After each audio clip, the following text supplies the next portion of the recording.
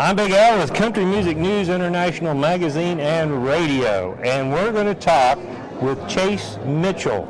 And I already know about Chase Mitchell, as he'll find out here in just a few moments, from a medium-sized town in West Virginia. And he is about, 20 miles, Ripley, West Virginia. I bet you've been up to that way. I have been. So I was really tickled to get a chance to talk with you. So thanks for being on Country Music. There's not too many West by Gods, man, in country music. So, well, Brad Paisley, he's from West Virginia. He's a good one. Yeah, he sure is. Boy, you just really have expanded. I guess TikTok helped you out quite a bit, didn't it? Yeah, the internet in general, I would say, has really, really helped me out. But we're still trying to figure out the TikTok thing. It's a crazy world, but I'm super grateful for it because it helps people get discovered. Well, let's get website information out and the social media right now so everybody will have a chance to take a look at you. So if you just look up Chase Mitchell on any of your social media platforms, whether it's TikTok, whether it's Instagram, Facebook, if you look up Chase Mitchell, you'll see me there and follow along. So Chase, your voice is great. The new single, Back Road.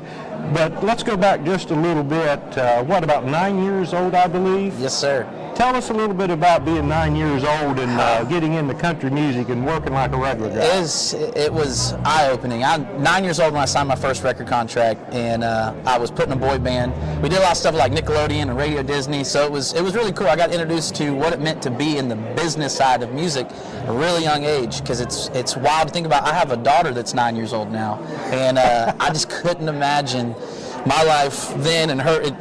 I'm just grateful that music isn't her thing.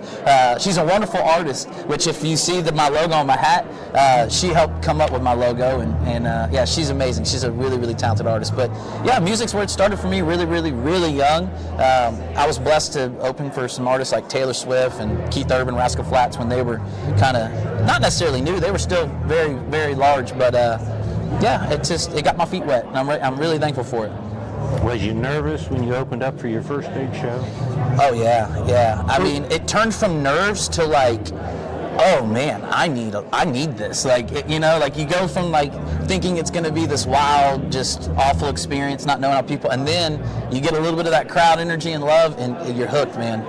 So when you go back home to hometown Charleston, do you have people come up to you on the street and say, hey man, I seen you on TV, hey man, I seen you on the stage? I just went there actually for Thanksgiving to see a bunch of my wife is also from Charleston, West Virginia. Mm-hmm. She graduated from Riverside High, and we went up to see a lot of her family for Thanksgiving this last year, and I was on the news, Fox, with Kenny Bass doing a little interview and talking about Back Road and stuff, and so it was wild because you never really know a small town until you get out and about after you've been on the news for a day or two, and everyone at the gas station, hey man, I saw you. I'm like, man, I love that. In a big city you wouldn't really find that. Mm-hmm. So Back Road actually reflects about maybe love in a small town? Yes, so sir. Tell us about Back Road.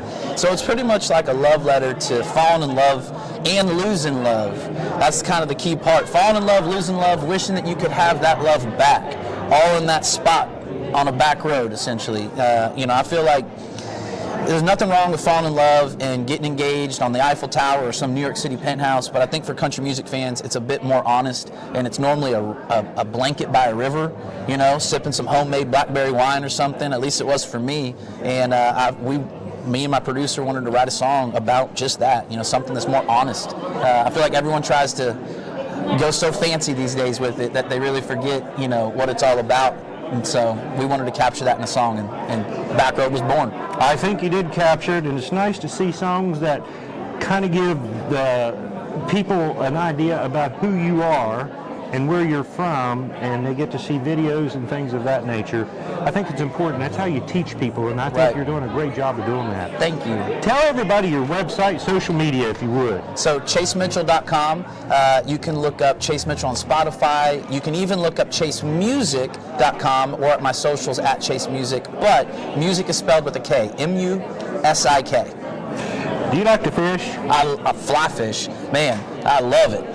So we're going to meet back up home sometime and go fishing? Oh, we're going to go get some brookies up there. Come on now. Let's get it. I'll even bring some mustard seed flies. Dude, Yeah. I'm with you. Yeah. Anytime. Anytime, man. If I have to, I'll wear my suit. If that's what I'll probably wear something like this. Buddy, I don't know. These guys. So I was hopping out the Jeep, and they were a lot smaller this morning. And when I climbed up in the Jeep, I was like, oh no. At least it wasn't my rear. You know, at least it was just the knees. I don't think anybody would pay any attention No, this damn time. Chase, thank you so much for being on Country Music News International. Thank y'all for having me. For more country music news, bluegrass, and much more, go to countrymusicnewsinternational.com.